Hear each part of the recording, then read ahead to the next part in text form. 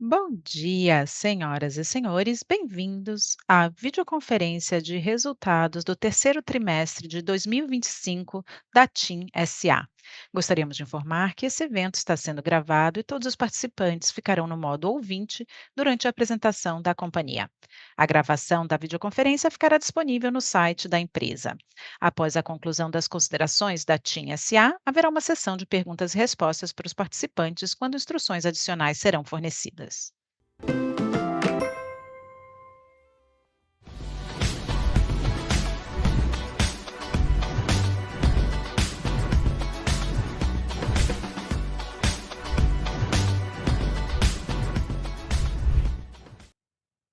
Olá a todos! Bem-vindos à nossa conferência de resultados do terceiro trimestre de 2025. Sou Vicente Ferreira, diretor de Relações com Investidores da TIM Brasil. Esse vídeo destaca nosso recente desempenho financeiro e operacional, bem como as iniciativas que sustentam nosso plano estratégico. Após os destaques, teremos uma sessão de perguntas e respostas ao vivo com nosso CEO Alberto Griselli e nossa CFO Andréa Viegas. Ressaltamos que essa apresentação pode conter declarações prospectivas baseadas nas crenças dos diretores. Consulte o disclaimer na tela e em nosso site de relações com investidores. Agora, vamos aos nossos resultados. Olá a todos, eu sou Alberto Griselli, CEO da TIM Brasil. Hoje exploraremos como nosso compromisso com inovação, experiência do cliente e excelência operacional está impulsionando o crescimento sustentável e criação de valor. Vamos nos aprofundar nos destaques e conquistas principais que estão moldando nossa trajetória esse ano. Alcançamos um aumento de 5,2% na receita de serviços em relação ao mesmo período do ano anterior, nos primeiros 9 meses de 2025. Um ritmo de crescimento sustentável que, combinado com nossa robusta máquina de conversão de caixa, está alimentando uma sólida criação de valor. Continuamos evoluindo com nosso negócio B2B para expandir novas fontes de receita. A solução TIM Smart Mining está ganhando tração com uma nova parceria com a Vale, a mineradora. Adicionalmente, EBITDA subiu 6,7% em relação ao ano anterior, com margem de 50,3%, e o lucro líquido aumentou 42,2% na mesma base de comparação. Nossa abordagem disciplinada ao CAPEX manteve a eficiência de investimento e o fluxo de caixa operacional atingiu 4,5 bilhões de reais. Vale destacar que anunciamos 1,8 bilhão em juros sobre capital próprio e recompramos 369 milhões em ações, reforçando nosso compromisso com a remuneração ao acionista. Mais uma vez, nos destacamos nas práticas de ESG. A TIM atingiu o top 10 do FTSE Russell Diversity and Inclusion Index, sendo a única empresa brasileira e a única telco a figurar na lista. Como apontei, nossas receitas líquidas de serviço continuam crescendo em ritmo sólido, impulsionadas pelo segmento móvel. A expansão do pós-pago permanece como um contribuidor-chave, sustentando o crescimento geral. A estratégia More for More está ajudando nossa evolução e as receitas de serviço móvel aumentaram 5,6% no acumulado do ano e 5,2% no terceiro trimestre. Nesse trimestre, adicionamos 415 mil linhas pós-pagas. Nossas migrações de pré-pago para pós-pago subiram em 2 dígitos. A taxa de churn mensal do pós-pago permanece baixa em 0,8%, refletindo uma gestão eficiente da base de clientes. Nossa abordagem More for More otimiza o custo-benefício ao equilibrar a atratividade da oferta e crescimento da receita. Ofertas exclusivas da Black Friday, incluindo iPhone 16e e PlayStation 5, estão aprimorando nossa proposta de valor. Esperamos que elas ajudem a manter uma tendência sólida no pós-pago. No pré-pago, estamos vendo os primeiros sinais de estabilização, suportados por ofertas direcionadas e uma melhor experiência do cliente. A TIM Ultra Fibra também está mostrando melhorias operacionais, com o ARPU de banda larga em R$ 94 no terceiro trimestre. ARPU estável e a retomada do crescimento na base de 3,7% em relação ao ano anterior, marcando 8 meses consecutivos de adições líquidas positivas, devem reduzir a diluição negativa da banda larga em nossos números.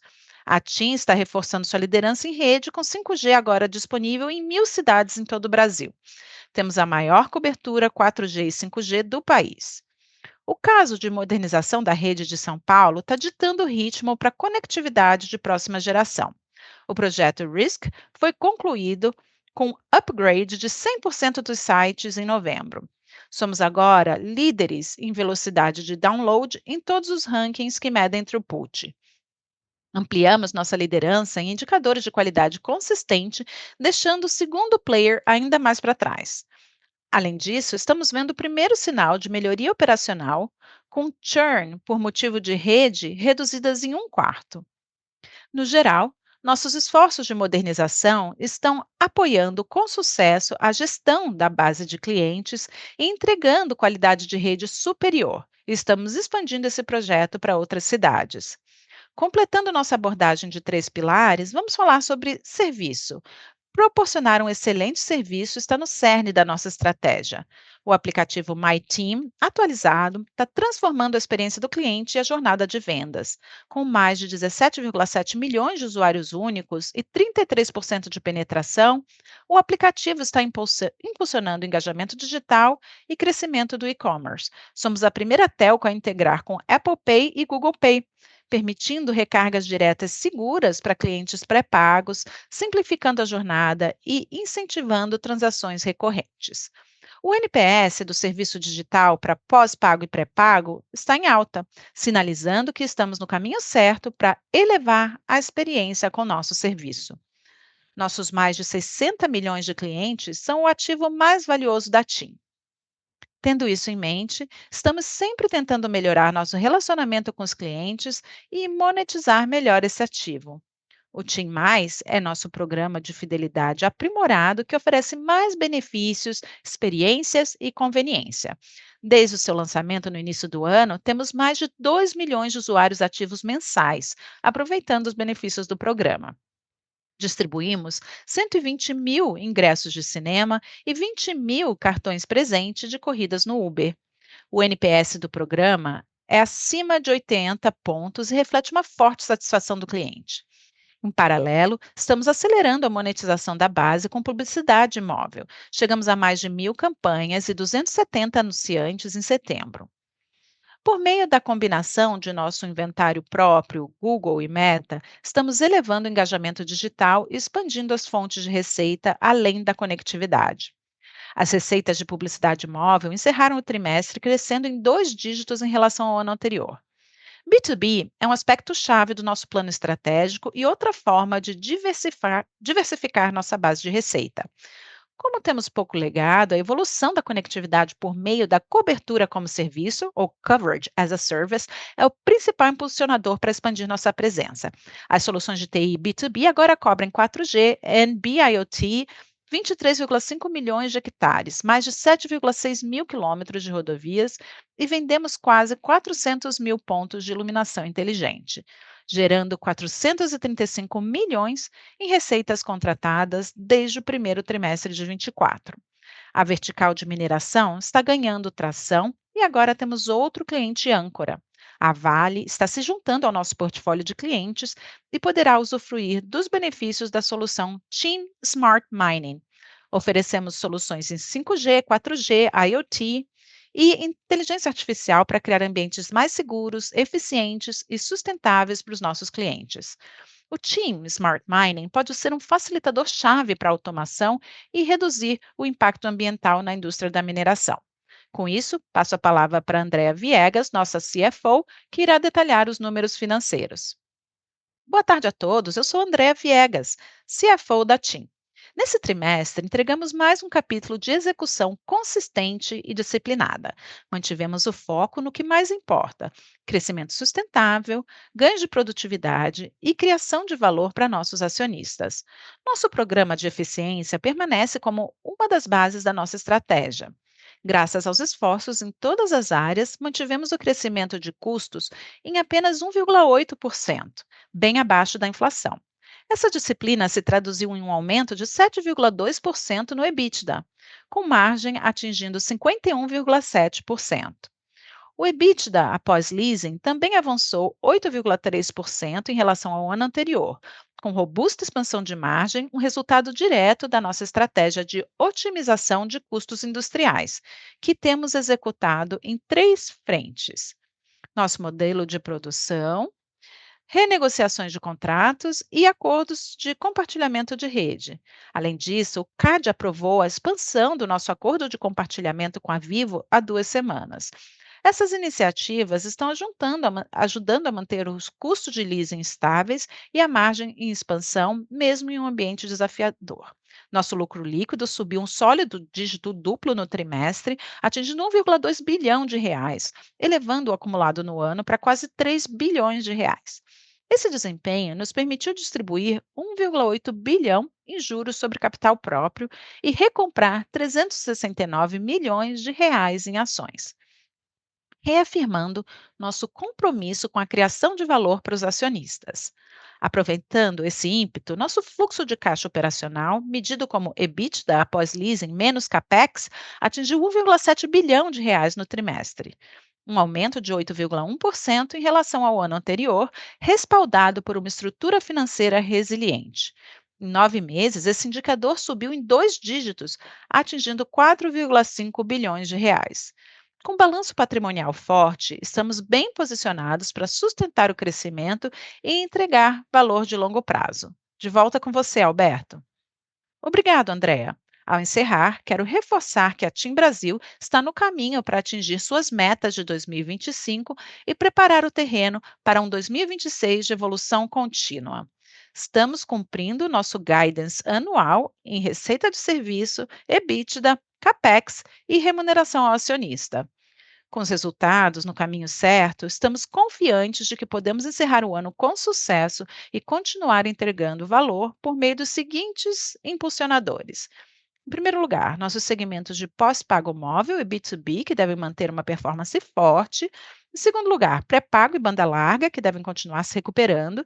E em terceiro lugar, a eficiência e manter custos e leasing sob controle. E por último, o programa de recompra de ações está se acelerando e estamos mantendo um forte ímpeto nos retornos ao acionista. Agradecemos a atenção e agora vamos para a sessão de perguntas e respostas ao vivo. Obrigado. Agora vamos iniciar a sessão de perguntas e respostas. Se você quiser fazer uma pergunta, por favor, clique em levantar a mão ou mande por escrito pelo Q&A. A primeira pergunta é de Bernardo Gutmann, da XP. Por favor, senhor Gutmann, seu microfone foi habilitado.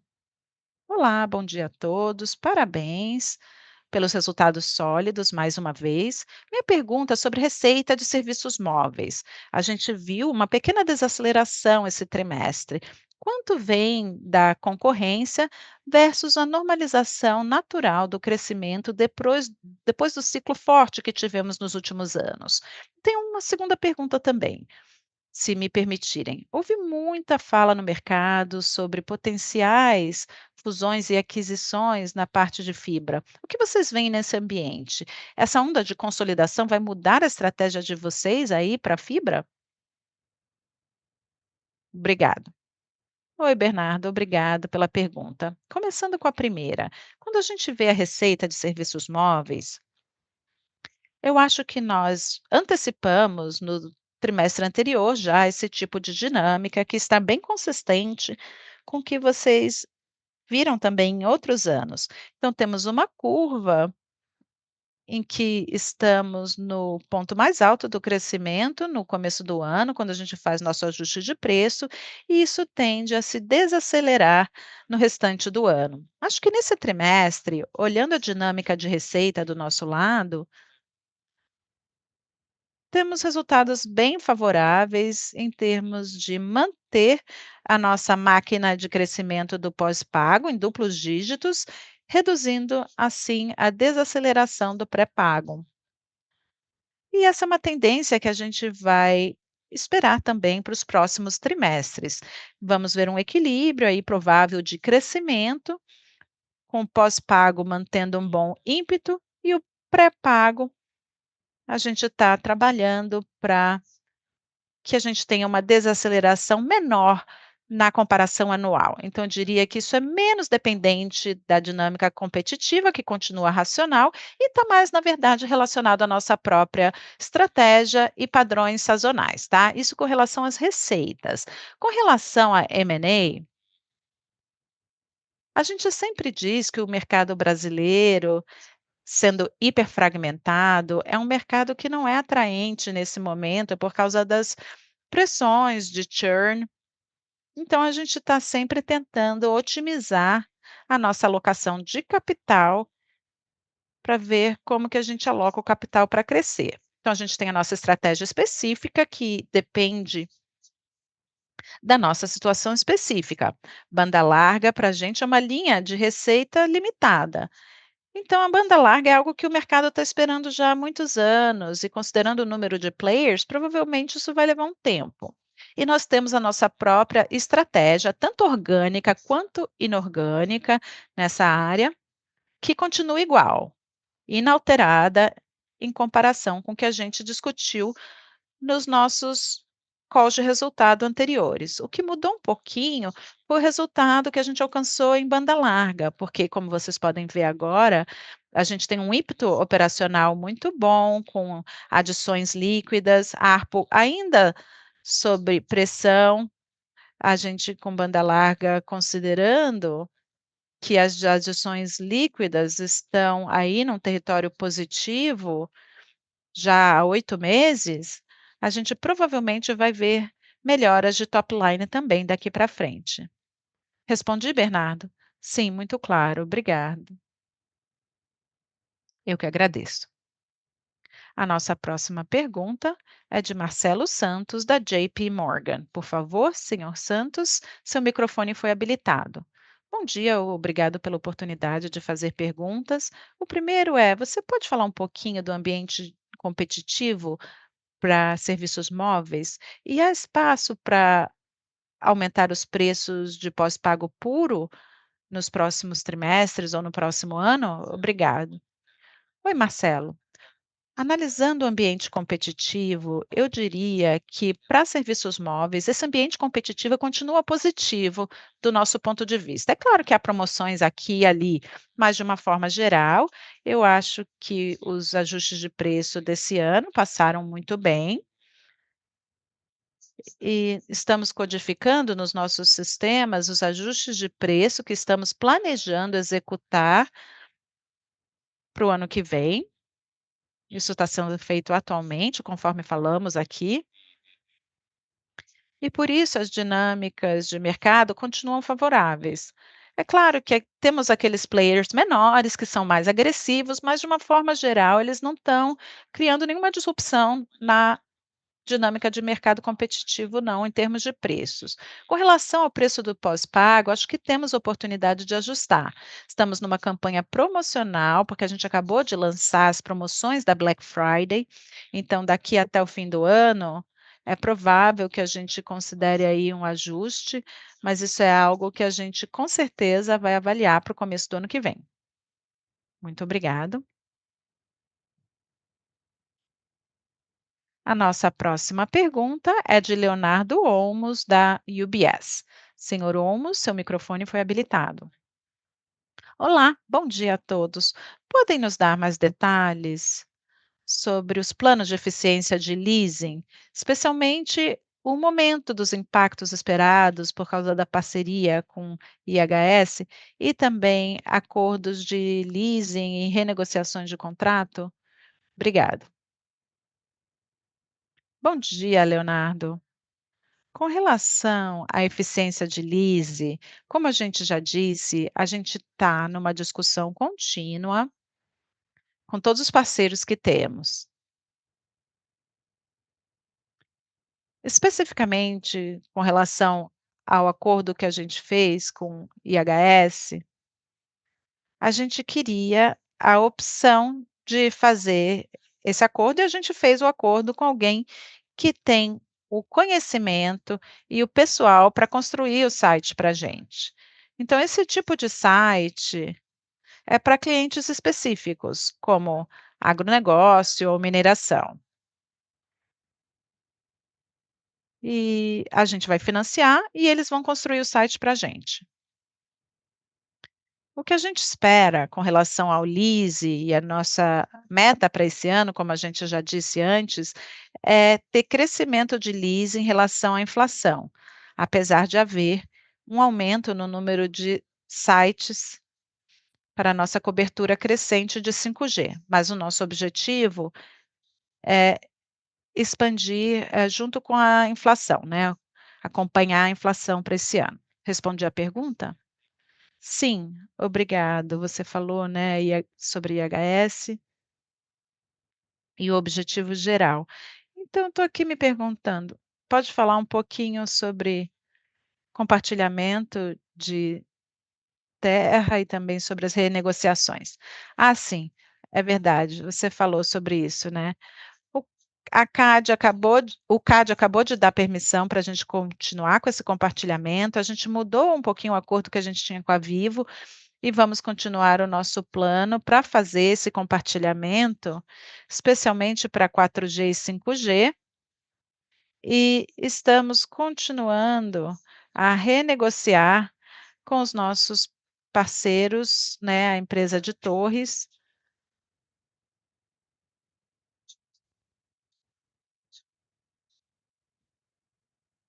para alcançar o nosso plano, que é não reduzir o lease, porque não podemos, mas ter o crescimento de lease apenas acompanhando a inflação.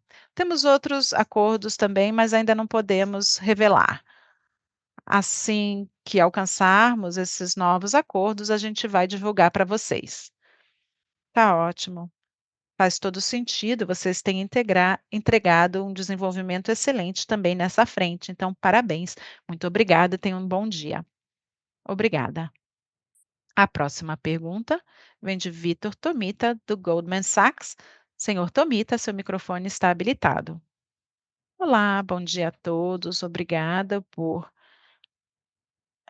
responderem minhas perguntas. A minha primeira pergunta é um follow-up sobre pergunta de fibra. Do lado orgânico, o que tem ajudado essa melhoria em adições líquidas? São as mesmas iniciativas de antes, com foco em clientes de alto valor? Tem algo novo aí nessa estratégia? E minha segunda pergunta é um follow-up sobre o ambiente competitivo que foi já abordado aí. A gente, em outubro, viu, novas vendas de o Nubank e outros bancos vendendo e oferecendo promoções. Isso foi notável aí pelo time comercial ou não impactou muito? Obrigado.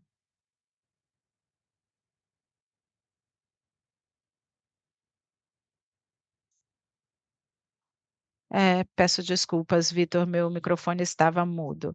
Falando sobre o negócio de fibra, o que aconteceu no negócio de fibra foi devido a diversos fatores, principalmente relacionado à qualidade das aquisições e gestão do ciclo de vida do cliente. Então, quando pensamos na qualidade das aquisições, isso está principalmente relacionado à otimização no nosso scoring do cliente e targeting local e também a pegada do canal comercial. Há alguns canais que fornecem naturalmente mais qualidade. Já outros canais dão menos qualidade. Então, a gente mudou ao longo do tempo o nosso mix de aquisições para focar em segmentos de mais alto valor aí nessa nossa pegada, no nosso mix. Essa é a parte dos clientes, né. Por outro lado, houve muita melhoria na parte de gestão de churn. Isso está parcialmente relacionado à primeira pergunta, porque se você tiver mais qualidade no começo, você perde menos clientes por causa de delinquência. E, ao mesmo tempo, a gente aumenta a qualidade do serviço como um todo.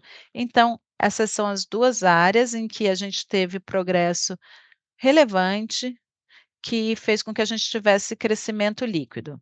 né, menos inadimplência, eu quis dizer. Com relação ao ambiente competitivo, você está certo. Nos últimos trimestres, desde o lançamento, no céu tem aumentado bastante. Aí tarifas para os clientes, eles começavam com 3 planos, e agora já é a terceira vez que eles estão aumentando aí as provisões de mais gigabytes pelo preço. Eu acho até que eles reduziram o plano em alguns planos, em algumas ofertas. E do lado de gigabytes por receita, isso é algo que a gente pode responder rapidamente, porque é nossa própria rede e a gente tem 5G com capacidade oscilante, né, e a gente ainda não fez isso, porque até agora o que a gente vê não requer uma resposta do nosso lado, mas nós continuamos monitorando o progresso em termos de potencialmente perder clientes para eles, mas por enquanto não vimos necessidade de responder ainda. Está muito claro, obrigado. Ótimo. A nossa próxima pergunta é de Maria Clara Infantozzi, do Itaú BBA. Maria Clara, seu microfone está habilitado. Bom dia a todos, obrigada por pegarem minha pergunta. Minha pergunta é o crescimento de oportunidades em B2B e IoT. Vocês falaram sobre a monetização, claramente, né, do mercado, e estou curiosa para saber as oportunidades aí, o objetivo de longo prazo e também a curto prazo. Eu não sei se conseguimos entender claramente a sua pergunta, Maria Clara. Eu vou tentar parafrasear, vamos ver se entendi corretamente. Como vamos manter o crescimento no segmento de IoT, é isso? Sim, eu pedi para você explorar mais como vocês veem os objetivos de longo prazo do B2B, porque vocês falaram bastante sobre as oportunidades de monetização já.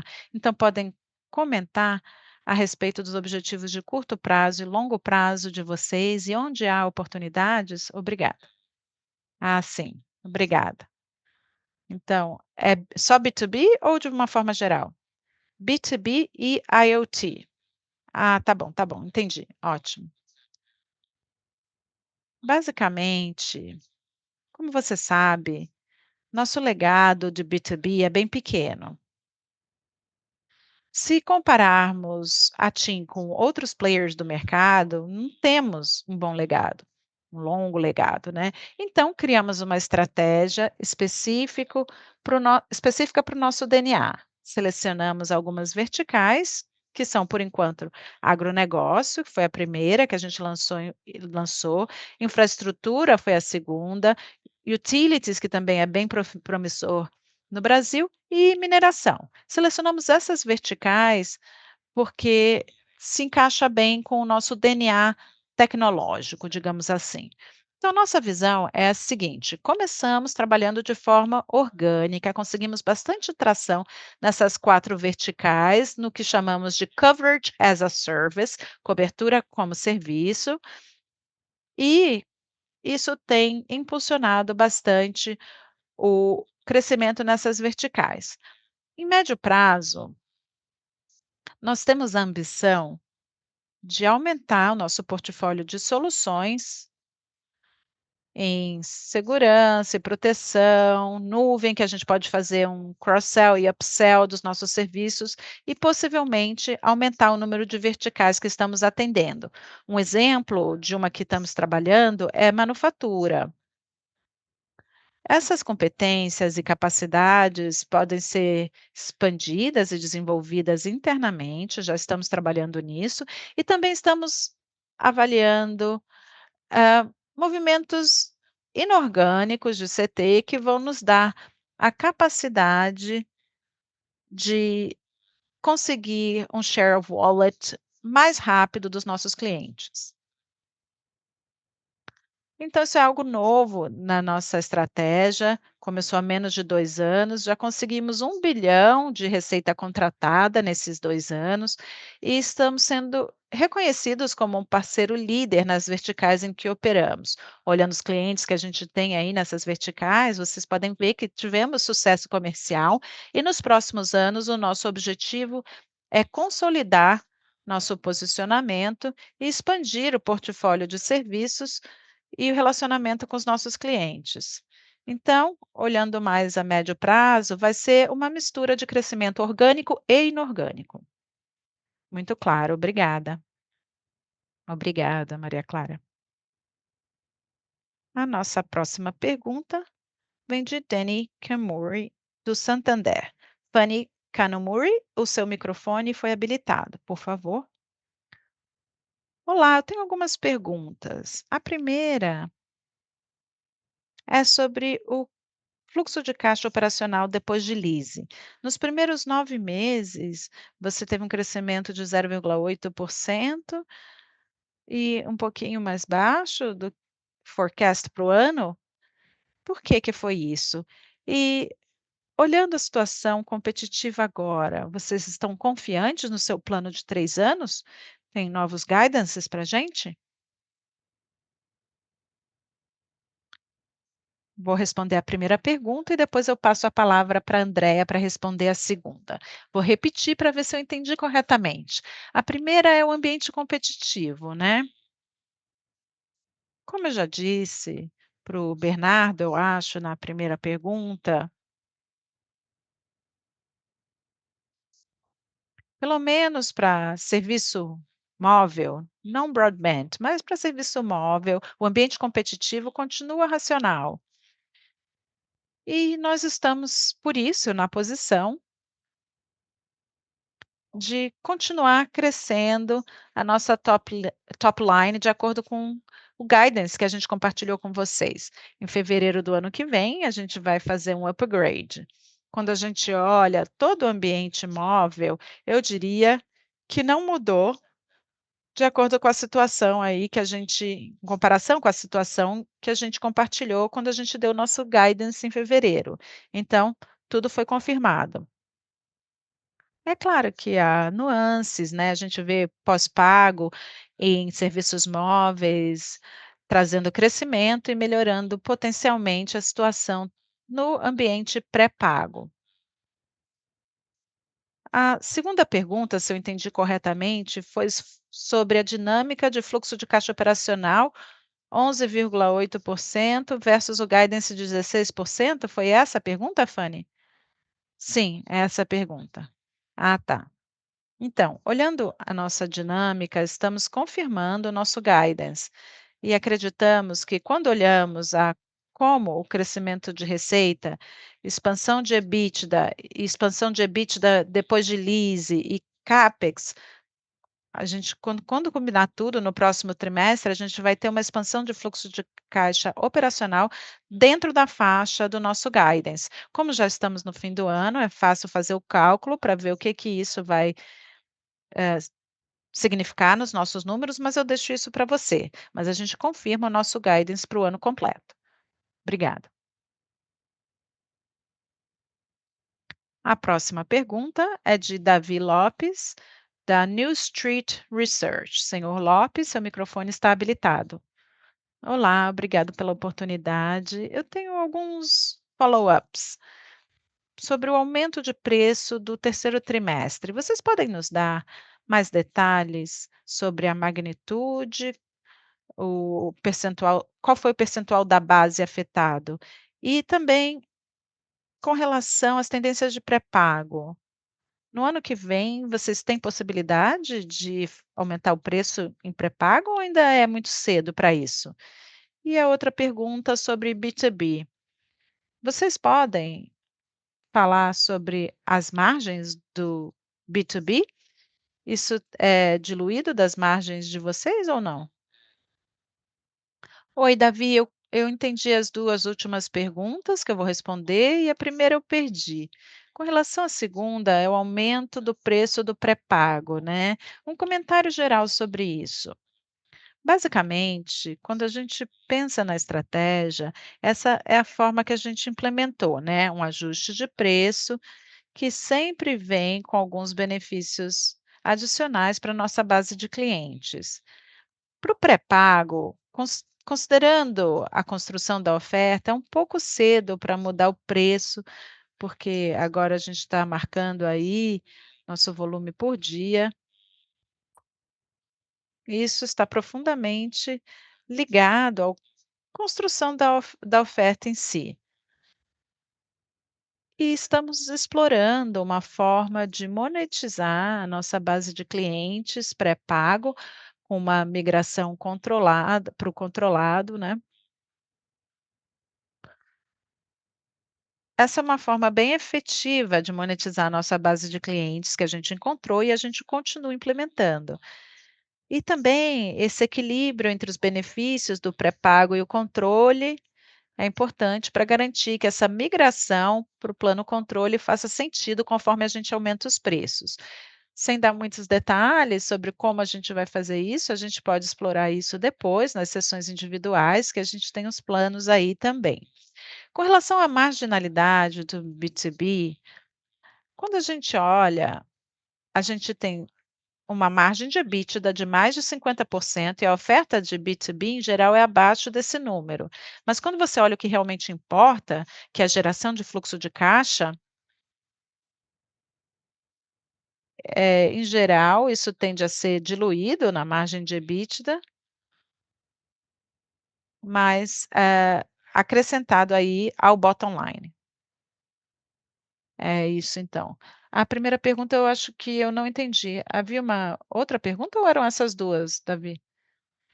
Você pode comentar sobre a magnitude do aumento de preços e qual o percentual da base impactada? E foi só pré-pago ou pós-pago também?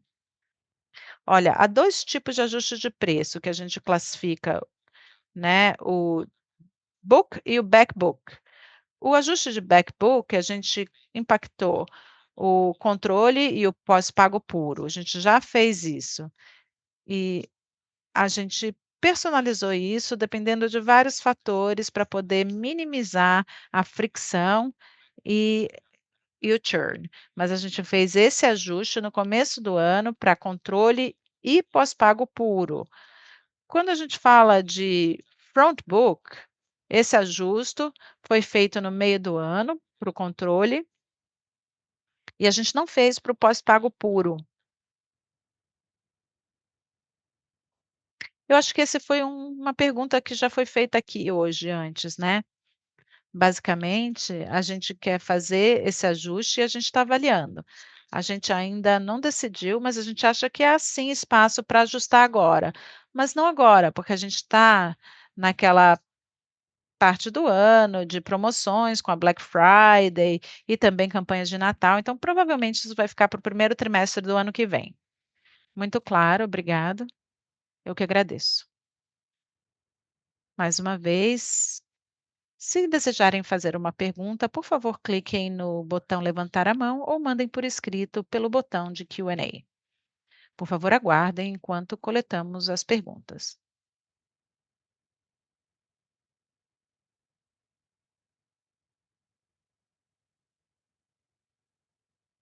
Senhoras e senhores, sem mais perguntas, eu passo a palavra de volta ao Dr. Alberto Griselli para os comentários finais.